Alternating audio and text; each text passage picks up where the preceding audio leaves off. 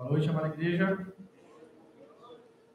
Uma honra estar aqui com vocês mais uma vez. A honra e a glória do nosso Senhor Deus. A oportunidade de nos dar mais uma vez falar por palavras, aprendermos e pensarmos, refletirmos como podemos melhorar.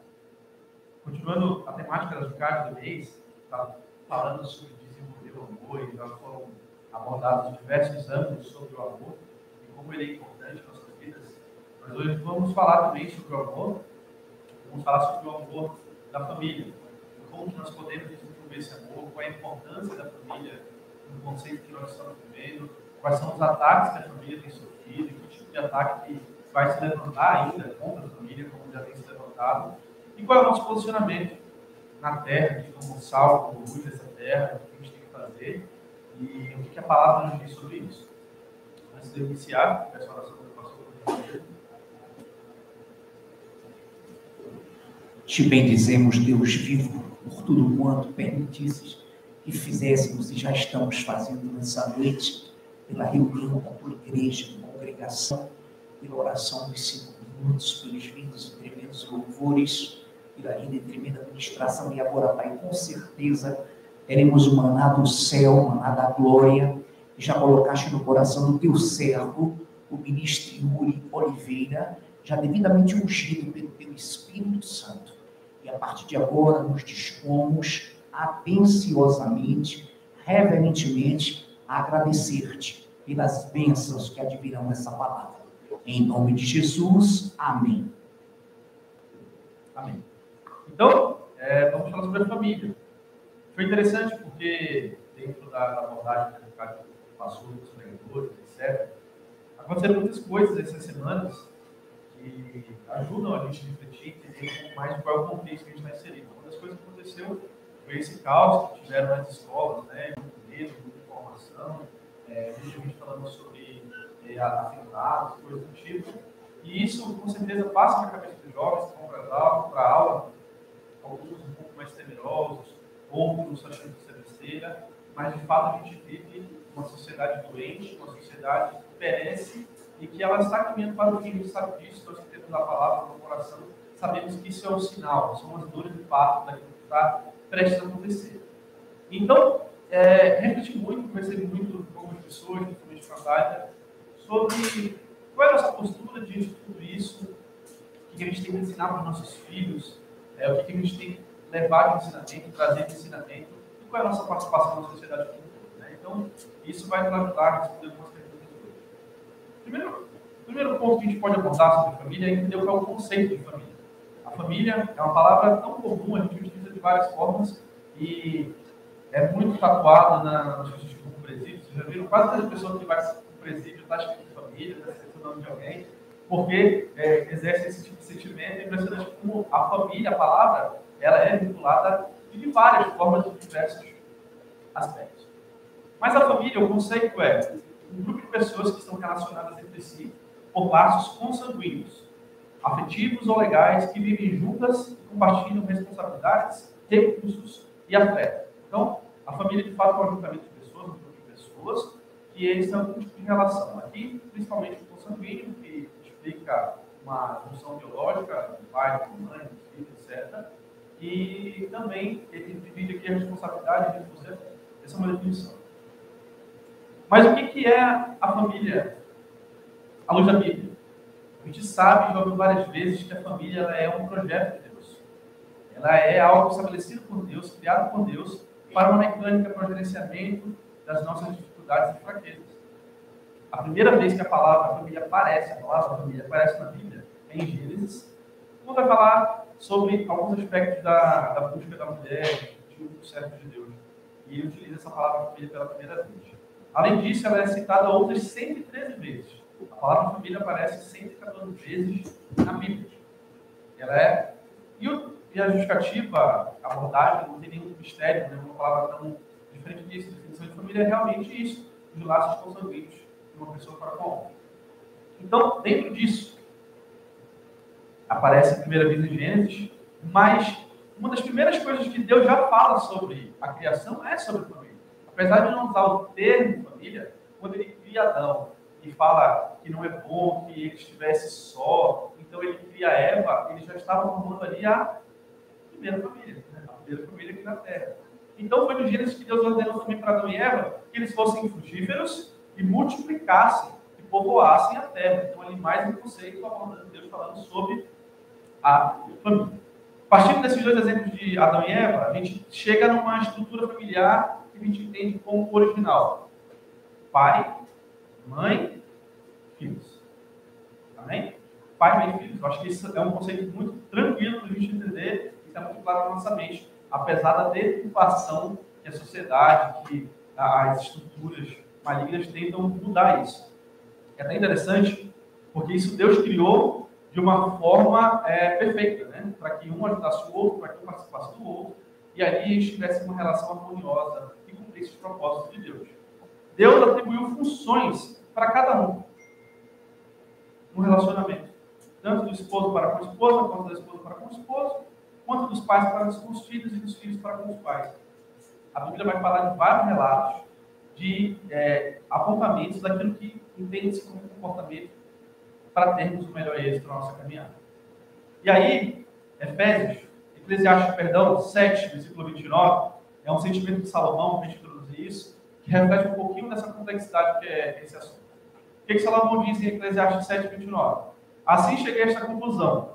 Deus fez os homens justos, mas eles foram em busca de muitas intrigas. Em outra versão diz que Deus fez as coisas simples, mas nós, seres humanos, complicamos tudo. A ordenança de Deus foi muito simples, muito clara, muito objetiva, mas a gente complica tudo. A gente tem essa tendência e tem essa habilidade de complicar as coisas. É tão complexo hoje que se você for pesquisar quais são os tipos de família, você vai encontrar diversas coisas. Vou dar alguns exemplos que eu fiquei pensando depois como é que as coisas acontecem. Né? Primeiro, famílias multigeracionais. Isso muito na parte do Oriente. O que acontece? Os pais, os novos casados, eles não saem da casa dos pais e vão se ficando. Bisneto, tataraneto, são chamadas de famílias multigeracionais. Tem as famílias polígamas, em que geralmente o marido tem mais de uma família, mais de uma esposa. Também tem as famílias monoparentais. Famílias monoparentais são as famílias que são criadas por um dos vertentes de pai e mãe, ou por questão de opção. E as famílias que têm tentado se criar esse conceito de família, que ainda não é um conceito de família, a gente sabe disso, LGBT. E eles têm lutado, buscado incessantemente serem considerados e reconhecidos como família, como uma junção de casais. Então, onde é que nasce o problema da família relacionado à família? Essas deturpações, elas têm um propósito, elas têm uma intenção de machucar e golpear a mente das pessoas e afastar do propósito original daquilo que a família foi criada. E aí você vai ver a Bíblia agora, 2 Timóteo 3, versículo 2 até o versículo 5.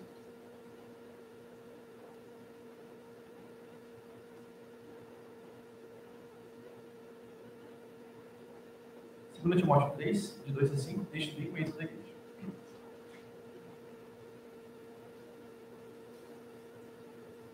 Amém? A palavra diz assim: pois os homens serão egoístas, avarentos, jactanciosos e arrogantes, blasfemadores, desobedientes aos pais, ingratos e irreverentes, desafeiçoados, implacáveis, caluniadores, sem domínio de si, cruéis, inimigos do bem, traidores, atrevidos, infatuados, mais amigos dos prazeres que amigos de Deus, tendo forma de piedade, negando-lhe, entretanto, o poder. Fogem também destes. Ele dá um resumo de características de como é o comportamento e como vai ser o comportamento humano nos últimos dias.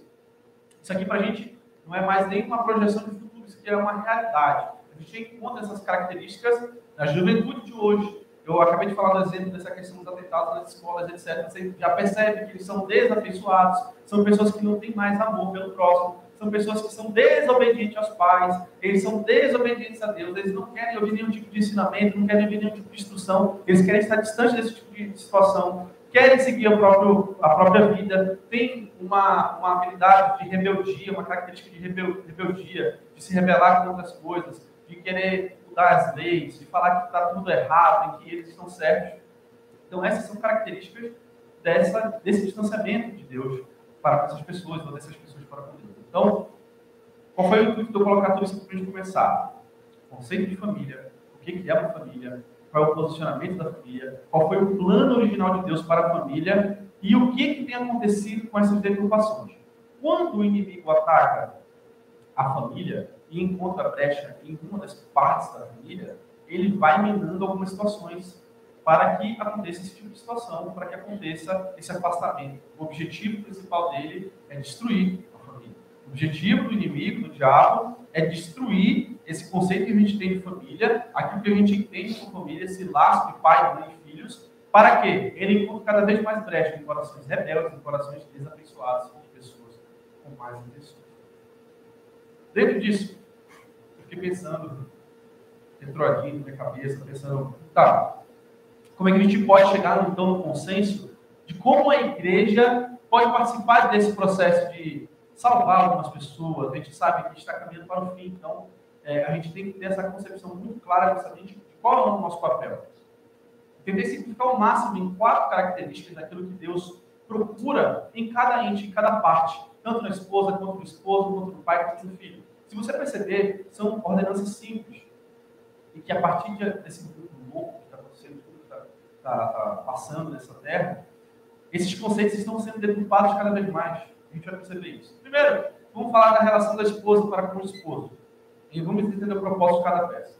O que Deus diz no arcabouço da Bíblia, tudo aquilo que a Bíblia tem? Quais são os conceitos que aquilo que Deus aborda da posição da esposa para com o esposo? Primeiro, a esposa deve auxiliar o seu marido.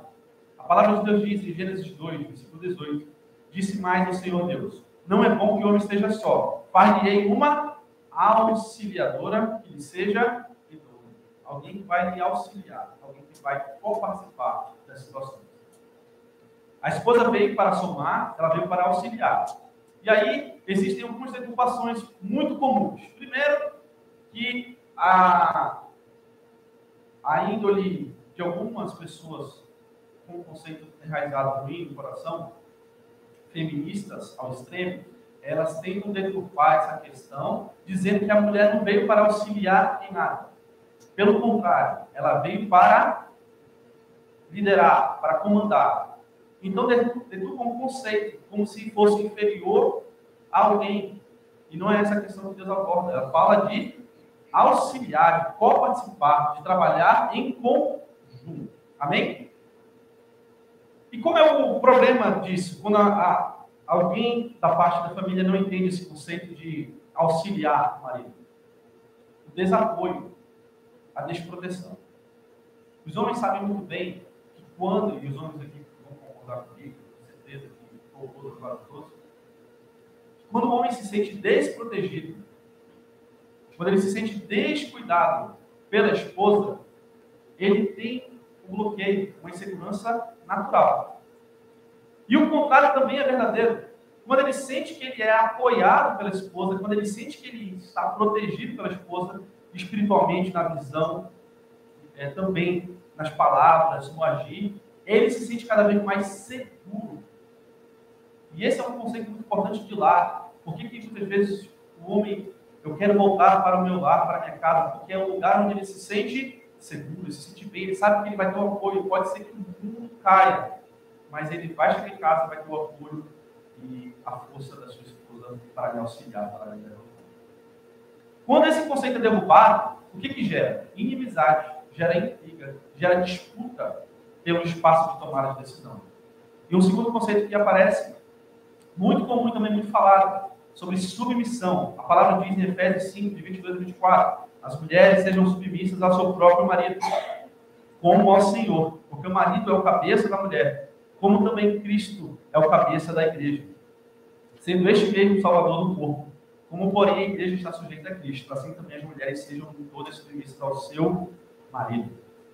Esse conceito aqui é o que é mais batido comumente, né? Como assim a mulher ser submissa ao marido? O que tem de correto nisso? Isso aqui é uma instrução divina, isso aqui é para o perfeito funcionamento do relacionamento. Também não é realidade, aí tem uma diferença muito grande entre autoridade e autoritarismo. O homem não deve exercer autoritarismos com a mulher. Ele tem uma autoridade dada por Deus. E essa submissão vai correlacionar com o conceito de companheirismo. A mulher vai entender que ela tem alguém que vai lhe proteger e vai lhe amparar. Tem um conceito muito legal, principalmente aqui no Ocidente, que quem entrega a esposa para o noivo, quem é? É o pai. Ali é como se fosse uma transição de autoridade, porque a autoridade que existe sobre a filha, até o momento que ela casa, é o pai. E naquele momento, é como se o pai estivesse falando assim, olha, os pais de meninas aqui, já vai preparando o coração, né? Eu acho que não vai dar tempo, né? Mas ele já vai preparando o coração para quê? Eu estou entregando aquilo que eu cuidei a minha vida toda, a autoridade que eu tenho, o cuidado que eu tenho com essa pessoa, né, Eduardo, o cuidado que eu tive com a Maria Eduarda desde pequeno e tudo aquilo, eu estou dando essa autoridade para um varão de Deus, que vai cuidar dessa pessoa, vai cuidar dessa mulher, cuidar dessa esposa. Por isso que a gente deve orar desde já para os nossos filhos, né? Claro, mas é esse conceito. Não é o conceito de, ele vai mandar, eu vou ter que fazer. Isso é deturpação da palavra de Deus. A palavra submissão em nenhum momento está dizendo que a pessoa vai ser, ele vai cuspir, que a pessoa vai enxugar, que ele vai jogar. Não é isso. Submissão é entender que você está debaixo de uma vontade, que você entende que aquilo é dado por Deus. E que se Deus direcionou dessa forma, é porque ele entende que há ali uma responsabilidade sobre o marido também. Amém? Um outro conceito sobre a mulher é que ela cuida do lar e da família. Tito 2, versículo 4, versículo 5, diz o quê? Assim poderão orientar as mulheres mais jovens a amarem seus maridos e seus filhos, a serem prudentes e puras, a estarem ocupadas em casa e a serem bondosas e sujeitas a seus próprios maridos, a fim de que a palavra de Deus não seja difamada. Geralmente a gente associa isso, as mulheres terem essa aptidão natural a cuidar da casa do marido. Isso não é demérito para nada. Pelo contrário, isso é uma habilidade que Deus dá e capacita as mulheres com essa habilidade de cuidar da casa do marido. A gente sabe, principalmente, não sei se tem algum homem que seja tão exemplar assim aqui, que a ausência da mulher na casa é um desastre, é um caos natural, é questão de minutos. Que, por exemplo, eu e o Nicolas, a gente consegue deixar uma bagunçada, a gente nem percebe. A patroa chega que ela vê como é que está a situação. Então, a mulher ela tem essa habilidade natural e capacidade. E as mulheres de Deus têm essa força. Isso não é demérito, mais uma vez. Eu venho aqui para tentar cada vez mais tirar esse martelo que vem baixo na cabeça das mulheres. Vamos já falar sobre os maridos também. Mas de como é o posicionamento da mulher e que habilidade maravilhosa que Deus dá para que ela deixe tudo em ordem. Essa capacidade que Deus dá. E aí, fechando esse conceito das mulheres, ela também é chamada para ser virtuosa e temerosa a Deus. E ser virtuosa é uma série de capacidades e habilidades que a mulher tem e ela consegue exercer com clareza. E eu vou trazer aqui alguns conceitos interessantes. Primeiro, Provérbios 31. Você sabe que o Provérbios 31, 10 em diante, fala sobre a mulher virtuosa. Mas algumas características. Primeiro, mulher virtuosa, quem achará? O seu valor excede de finas joias. Ou seja, essa mulher, essa capacidade dessa mulher que se entrega, que é temerosa a Deus, que ela tem essa capacidade de submissão, de argumentar e arrumar, e ter esse conceito da casa, do lar, no seu coração, ela é uma mulher virtuosa. Quem é que vai achar essa mulher? Ela vale muito mais do que finas joias. Olha que interessante, o coração do marido confia nela. Estabelece uma relação de confiança, de segurança. Ela busca lã e linho, de bom grado trabalha com as mãos. É como um navio mercante, de longe traz o seu pão. Ou seja, não é uma mulher inoperosa. Ela trabalha, ela tem a aptidão de trabalhar. E ainda à noite ela já se levanta e dá mantimento à sua casa e a tarefa às suas servas. Ou seja, ela também delega, ela cuida. Não é questão só de ser ali, obedecer. Não é esse sentido. A gente vai tirar esse conceito aqui, a gente vai falar sobre o que? Entender qual é a participação da mulher. Não é que ela vai ser coitadinha, não é esse posicionamento da mulher. Pelo contrário, Deus deu muita força para a mulher, para ela ajudar, auxiliar e compartilhar o serviço com o homem. E dar mantimento à sua casa e a tarefa às suas servas. Ou seja, ela delega, ela tem que estar cuidando da sua casa. Ela examina uma propriedade e adquire, planta uma vinha com as rendas do seu trabalho. Ela também trabalha, ela tem participação, ela pode participar, ela pode ajudar. Cinge os lombos de força e fortalece os braços. No tocante à sua casa, ela não teme a neve, pois todos andam vestidos de lã escarlate. É incrível como a mulher pensa em tudo, né? A mulher tem essa capacidade de pensar. Quando geralmente o homem pode ser que tenha algum abençoado que seja fora da curva. Mas geralmente eu vou lembrar do guarda-chuva quando está chovendo. Aí já era, já está chovendo. A mulher não, ela se preocupa. Deixa o guarda-chuva lá na porta do carro. Se for deixar o livro depois do chuveiro, você abre o guarda-chuva e leva ele sem molhar. Então a mulher tem essa capacidade, essa habilidade. Glória a Deus, nós temos mulheres assim aqui na igreja, a gente tem vários exemplos, a gente percebe e sente vários exemplos. Então, alinhando esses 4 pontos, uma esposa ela consegue completar o seu marido. Deixar o lar harmonioso. Amém? Agora, marido. A primeira missão do marido é amar a esposa. Talvez isso pareça simples, mas não é tão simples assim. Amar a esposa é um exercício dos mais profundos que existe. O que a Bíblia diz?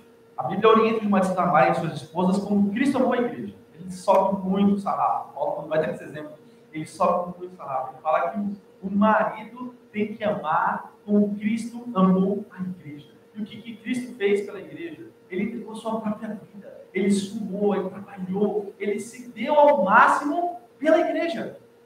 E é esse o comportamento que as esposas esperam do marido. Que ele se entregue, que ele se sacrifique, que ele dê o seu melhor para o bem dela. Isso está em Efésios 5, de 25 a 33. Cristo amou a igreja de tal forma que se entregou sua vida e sofreu para que a igreja tivesse alegria. Qual é o contrário de amar a esposa? Qual é a qualificação do marido que não ama a esposa? O antônimo de amar é detestar. E aqui não tem como a gente trabalhar com o meio termo, a neutralidade também é muito frágil. Né? Então, como é o marido? O marido que não cuida, o marido que não zela, ele não valoriza e não respeita. Ele não se sacrifica em nada. Ele quer somente ser servido em vez de servir. Esse é o marido que não entendeu qual é o papel dele no relacionamento da família. O marido, ele veio para amar a esposa. Ele foi criado para amar a esposa. Uma outra característica do marido é que ele é livre. Ele tem que exercer o papel de liderança. A Bíblia apresenta o marido como líder da família, sendo responsável por conduzir a família em amor, sabedoria e humildade para a obra de Deus, para a vontade de Deus. O que diz Efésios 5, 23? Porque o marido é o cabeça da mulher, como também Cristo é o cabeça da igreja, sendo este mesmo o salvador do corpo. Aqui entra uma grave falha nos homens da nossa geração. A ausência de liderança. A ausência de posicionamento. A ausência de paternidade. A ausência de esposo. Essa ausência, ela abre diversas brechas. E é por isso que a gente vê muitas mulheres tomando a frente de muitas situações, mulheres encabeçando muitas famílias, mulheres guerreiras, que além da sua parte, ela vai ter que fazer um pouco da parte do marido também, porque a engrenagem não está bem ajustada. E é por isso que a gente está falando aqui na igreja, que cada parte precisa entender qual é o seu papel, para que a engrenagem ande muito bem. Então, a ausência de líderes faz com que a sociedade enfraqueça. É muito interessante que a gente estava, na época da Vila do Equador, falando sobre as pessoas que iam pregar, os líderes lá, da igreja, etc. E assim, 95% eram mulheres. Que as mulheres estavam muito mais envolvidas, elas estavam muito mais adeptas e sedentas pela palavra e pelo desenvolvimento das coisas do que os homens. E cada vez menos homens se interessam em servir ao Senhor. Cada vez menos homens se interessam de estudar a palavra, de servir de alguma forma. Isso é muito triste. E cada vez mais a gente percebe homens frágeis, homens fracos, criando uma sociedade cada vez mais fraca e doente. Qual é o contrário de líder? É aquele que é apático, aquele que é anônimo. Ele tem ausência na tomada de decisões. Ele não quer tomar nenhuma decisão. Ele tem uma postura frágil, extremamente flexível. Ele aceita tudo. O que acontece na casa desse tipo de homem? Se a mulher ali acabar não cobrindo ali a falha dele, né? Mas o que acontece na casa desse homem é que ela vai ser bombardeada com diversas situações externas. Ele vai acatar tudo e vai fragilizar essa engrenagem. Um outro ponto extremamente importante e relevante de falar, principalmente para os jovens, que o papel do homem também é ser provedor. A palavra de Deus diz, a Bíblia orienta os maridos a proverem para a sua própria casa, e isso inclui não somente sustento financeiro, mas também apoio emocional e espiritual. O homem é provedor. A Bíblia diz em 1 Timóteo 5,8, ora, se alguém não tem cuidado dos seus, especialmente da própria casa, tem negado a fé e é pior do que o descrente. Então, às vezes os jovens falam muito sobre namoro, sobre relacionamento, né? E querem casar, etc. Tenham em mente isso também, que vocês serão provedores do lar. E aí não combina você querer ter relacionamento e não querer trabalhar, porque não tem outra forma de ter recurso hoje, né? Você tem que trabalhar para isso, estudar, trabalhar para isso. Então, tenham isso em mente. O homem também tem essa capacidade, tem essa função. E por último, do homem, o esposo, ele tem que ser fiel e honrar a esposa. E aqui, uma grande falha da nossa geração também. A infidelidade, cada vez mais presente nos casamentos e relacionamentos, tem destruído muitos lares, tem destruído muitas casas. Por falha do homem de não se controlar, de não ter domínio sobre si, de não ter a capacidade de não ter a capacidade de ser fiel e honrar a sua esposa. Provérbios 5,18 diz o seguinte: seja bendito o teu manancial e alegra-te com a mulher da tua mocidade, porque, filho meu, andaria cego pela estranha, abraçarias o seio de outra, porque os caminhos do homem estão perante os olhos do Senhor, e ele considera todas as suas veredas. Quanto ao perverso, as suas iniquidades o prenderão, e com as cordas do seu pecado será detido. Ele morrerá pela falta de disciplina e pela sua muita loucura. Perdido, ele vai cambalear. Eu posso falar, porque eu vivi isso na minha casa, problemas com meu pai, e é um efeito dominó. Por um erro, por uma falha, por uma tomada de decisão da parte dele, vem brigas constantes no lar, e o filho vai crescendo e acompanhando aquilo. Brigas constantes, discussões, porque do outro lado tinha uma pessoa que era machucada e se sentia mal, se sentia com o direito de reivindicar aquilo que era direito dela, de questionar, etc. Ali começava uma série de brigas, de quebrar as coisas. E você, o adolescente, o jovem crescendo aquilo ali, o que vai inculcando na cabeça dele? Que o casamento não é algo bom. Que a família não é algo bom.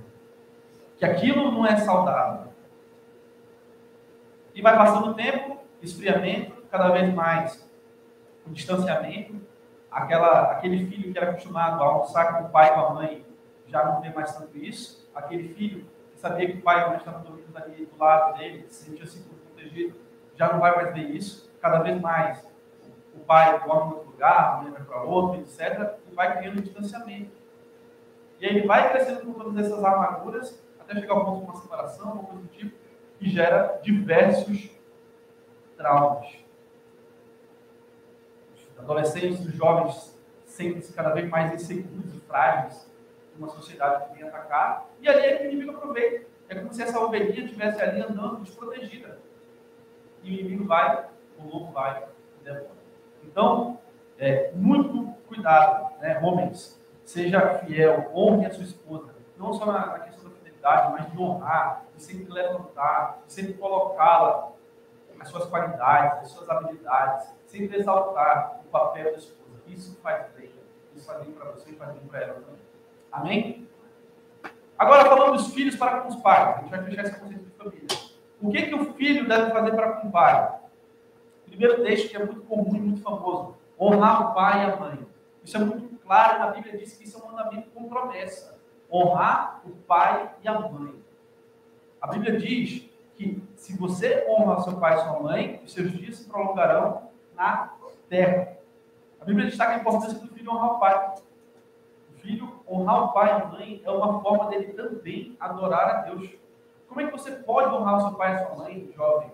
É deixando ele feliz com o seu desempenho no colégio, é sendo educado, sendo gentil, sendo respeitoso, sendo obediente, sendo um filho que dá alegria, que dá orgulho para seu pai e sua mãe. Isso é uma forma de honrar o seu pai e a sua mãe. Mas mais do que isso, você está honrando a Deus, você está obedecendo o mandamento, você vai deixar os seus pais felizes com isso. O contrário disso é desonra. É o filho que envergonha, é o filho que deixa a família sem envergonhada, é o filho que desvirtua o propósito original.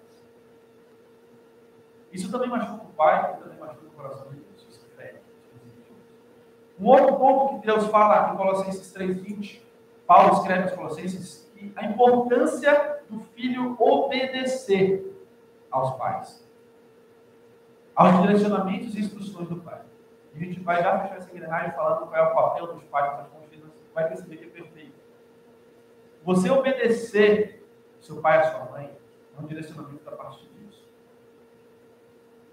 Obediência é um dos requisitos para a gente ter acesso à presença de Deus também, a estar em concordância com Deus. E esse é o problema dessa geração, a desobediência. Muita gente se dá mal, muitos jovens se dão mal hoje porque desobedecem os pais. Muitos estão indo para um buraco porque desobedecem os pais. Muitos estão se entregando ao mundo das drogas, ao mundo da pornografia, porque não obedecem os pais. Isso tudo vai acarretar em diversas consequências. E pesadas. Um outro ponto sobre os filhos. Aprender com os pais. A palavra diz, filho meu, ouve o ensino do teu pai, e não deixes a instrução da tua mãe, porque será um diadema de graça para a tua cabeça e colares para o teu pescoço. Como é bacana a gente perceber, filhos aqui na igreja, que ouvem e aprendem com os pais, obedecem às instruções do pai. E aí, fica aqui um critério muito bacana para a gente pensar. Qual é o pai que vai desejar o mal para o filho? Qual é o pai que o filho lhe pedindo pão vai lhe dar pedra? Os direcionamentos dos pais são sempre para o nosso bem. Eu sei, eu já passei por isso, todo mundo aqui já passou, quem já está com mais idade já passou por isso. A gente sabe que tem uma fase da nossa vida que a gente pensa que sabe tudo, que sabe o que é certo, que sabe qual é o caminho que a gente tem que seguir, e a gente pensa que sabe tudo, que nós dominamos o planeta. Se para pensar, acha que o centro do universo é você. Em algum momento a gente pensa que assim, está tudo girando aqui em nosso redor e a gente sabe de tudo. E quando os pais falam alguma coisa, e eu estou falando porque eu já tive um momento também, tá? Eu sonhava em ser jogador de futebol. E aí, em algum momento, eu entrei na faculdade um pouco cedo, 16 para 17 anos, e o treino era de manhã e de tarde. O sol desse lascado, chegava muito cansado na faculdade, era ali na UNA, no FAST, chegava e estudava na FUCAP, chegava cansado, e por diversas vezes dormia na sala. Só que eu achava que eu seria o próximo Ronaldinho, que seria alguém que ganharia muito dinheiro como eu. Eu falei, pai, tá errado. Meu pai falava assim, cara, você já repetiu a matéria uma vez, você não vai repetir de novo, porque se você não continuar, a gente vai parar a faculdade e a gente vai seguir a tua vida. E aí eu quero, enfim, escolhe o que vai querer.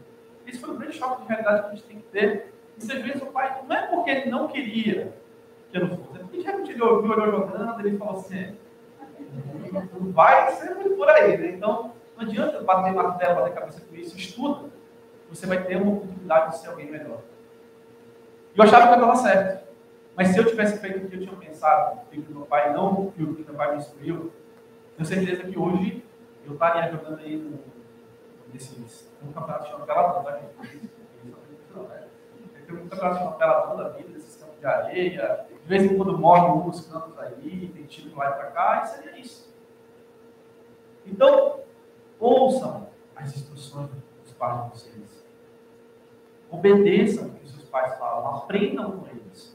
Por último, falando sobre os filhos, 1 Timóteo 5,4, olha só que interessante.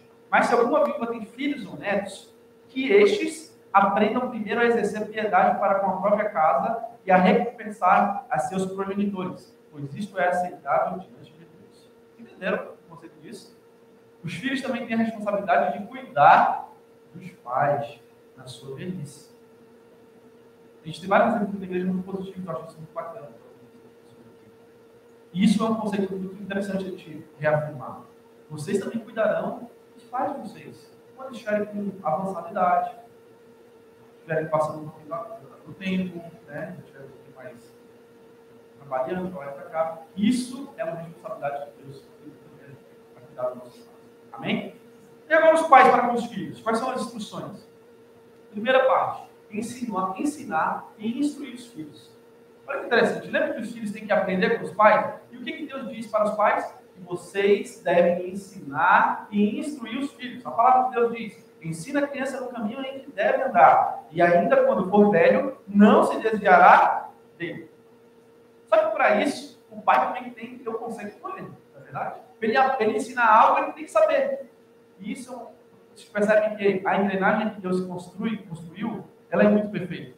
Porque o pai, ele vai estar bem abastecido da palavra, ele vai instruir o filho na palavra, e o filho que é obediente a Deus, ele vai aprender na palavra. Então, cria uma correlação muito boa. Permitir que os outros instruam os filhos é um erro muito comum hoje. A ausência de pais, e eu estou falando de pais no sentido masculino, né? Que é a grande marca da nossa sociedade atual, a ausência de pais, ela machuca muito as crianças, os adolescentes. Isso é muito... A gente não posso entrar em muitos detalhes aqui, mas no estudo que a gente teve, né, pastor, com os homens aqui, esse assunto, cara, quando a gente fala de pai, parece que desabrocha assim, uma série de sentimentos que não são muito positivos. Que, enfim, alguns se emocionam muito, trazem à memória muitos exemplos de dificuldades, etc. Justamente por conta dessa corrupção de qual é a função do pai. A presença de um pai, existem estudos científicos para isso, tá? A presença de um pai ativo no lar faz total diferença na educação, nas formas de uma pessoa adolescente adulta. Você pode perceber que boa parte dos jovens tem algum problema social ou de emoções. Tem ali um momento a ausência do pai. A mãe, a gente tem até como exemplo, né, que a mãe nunca abandona os filhos. Né? É interessante isso, a mãe não abandona os filhos. Mas os pais abandonam. Mas mais do que não abandonar, é ser uma presença ativa, é realmente ensinar. Muitos pais estão entregando o ensino dos filhos para o YouTube. Estão entregando os ensinamentos, as instruções do filho para o apresentador da TV, para aquele jornalista, para alguém que está falando alguma coisa na internet. Porque é mais fácil, é mais cômodo. Porém, o problema disso tudo é que tem um monte de gente problemática aí afora.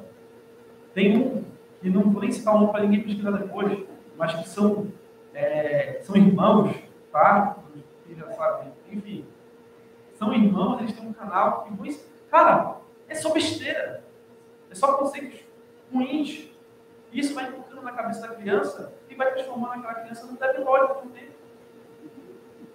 As crianças vão crescendo meio, sabe, sem iniciativa, sem essas coisas. Isso tudo são fragilidades que vão criando no coração, pela ausência de instrução de pai. Filmes, desenhos, colegas de sala, com isso, as consequências do que é ensinado é triste.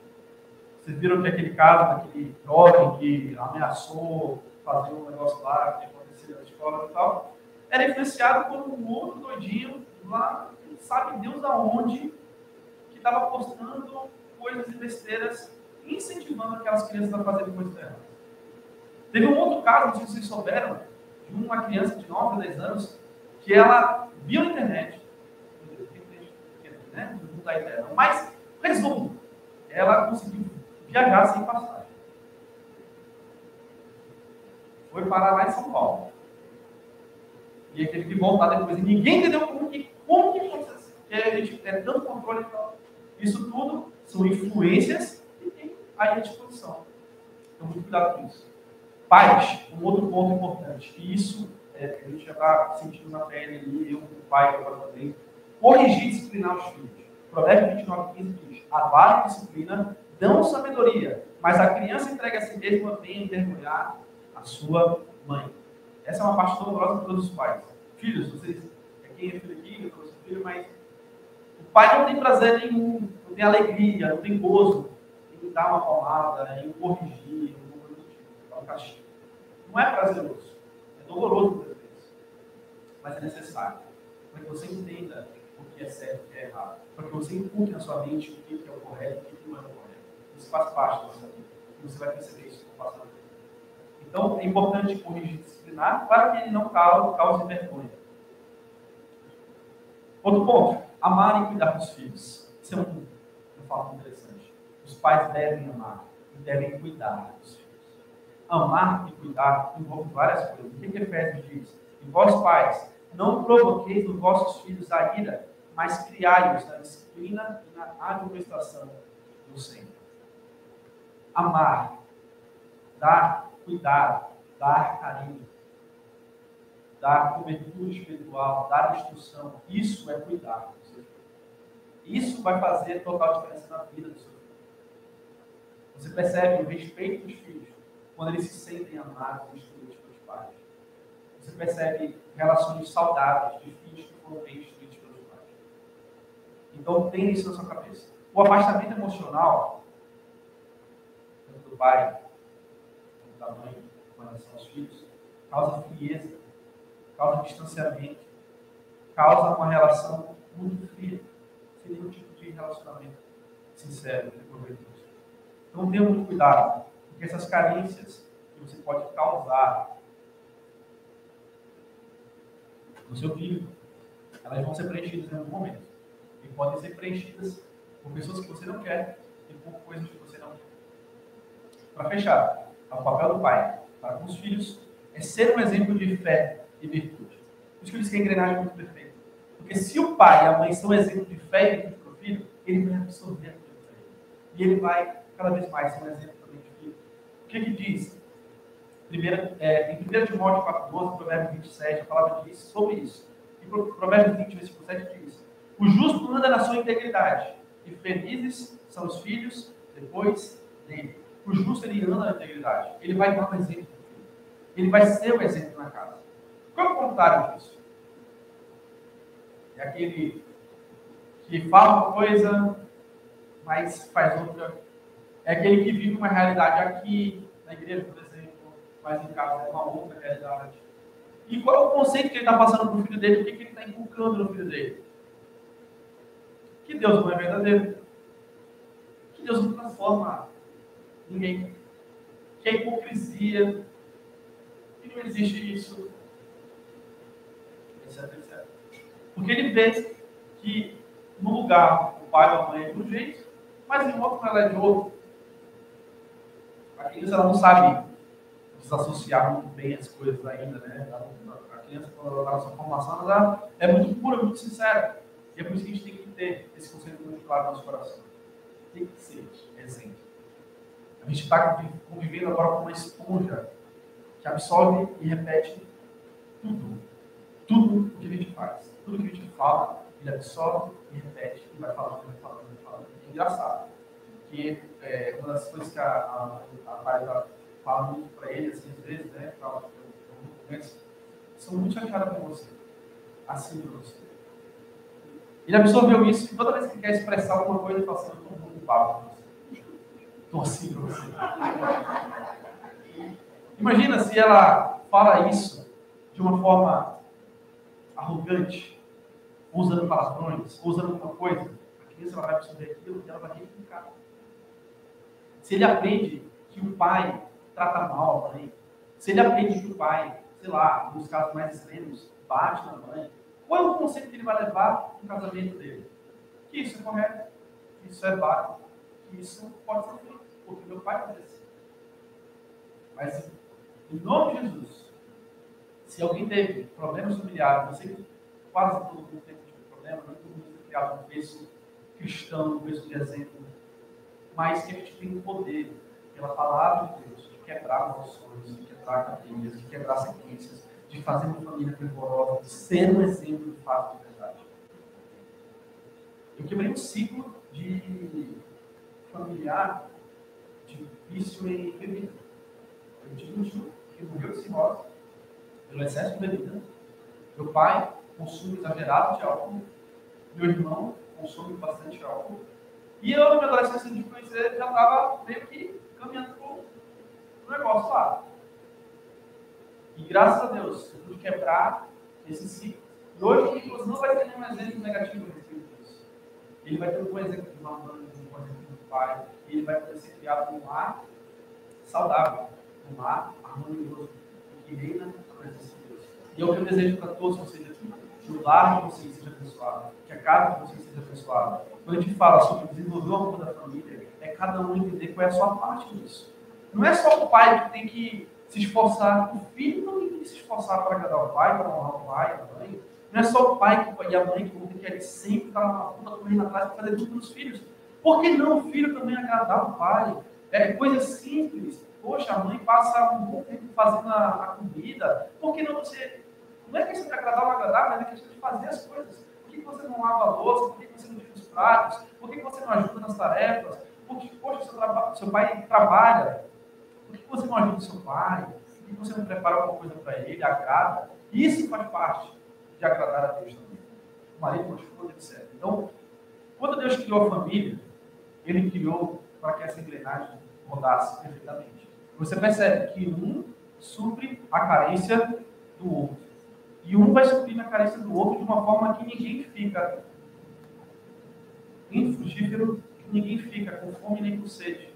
Todos são saciados um pelo outro. Essa engrenagem é perfeita. O inimigo tentou deturpar e tenta até hoje. É por isso que existem projetos de lei para destruir a família. Tem projetos de lei para tirar o nome do pai da certidão de nascimento, para tirar o nome do pai do RG, para tirar cada vez mais a figura paterna. Por quê? A maior brecha hoje é o pai. Sendo muito franco, eu acho que todo mundo tem esse conceito de falar aqui, a gente concordar. A maior brecha hoje é o pai. É o pai que está mais distante, é o pai que está deixando de lado, é o pai que está se afastando, é o pai que está envelhecendo, é o pai que não está exercendo o papel de liderança, é o pai que não está com esposa, é o pai que não está sendo fiel. Todos têm problemas, tá? Estou falando aqui assim, na maioria dos casos é isso. Então, está sendo cada vez mais atacado a figura do pai, distanciando essa figura do pai.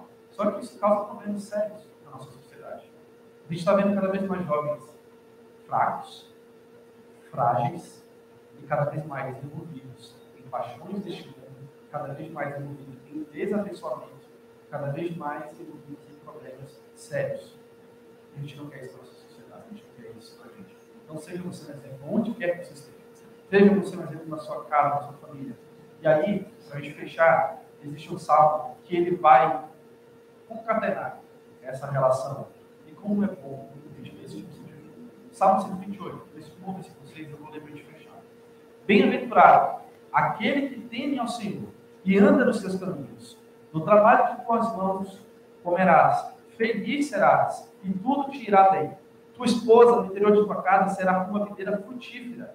Teus filhos, como repentes da oliveira, a roda da tua mesa. Eis como será abençoado o homem que teme ao Senhor. O Senhor te abençoe desde Sião, para que vejas a prosperidade de Jerusalém durante os dias da tua vida. Veja os filhos de teus filhos, paz sobre Israel. Esse é o exemplo que Deus quer colocar, essa sementinha que Deus colocou no nosso coração, sobre a nossa família, sobre a nossa participação. O que você vai fazer com essa informação, com essa semente? É só você e Deus. Mas eu tenho certeza que eu quero regar, eu quero cuidar dessa semente, eu quero ser cada vez mais um exemplo de pai, eu quero ser um exemplo de esposo e ajudar as pessoas que estão ao meu redor. Então, se você também tem esse sentimento, regue essa semente, cuide e faça florescer bons frutos, faça frutificar bons frutos para a glória de Deus, para que a igreja também seja abençoada, que as suas famílias sejam abençoadas. Amém? A gente está de novo, pode subir.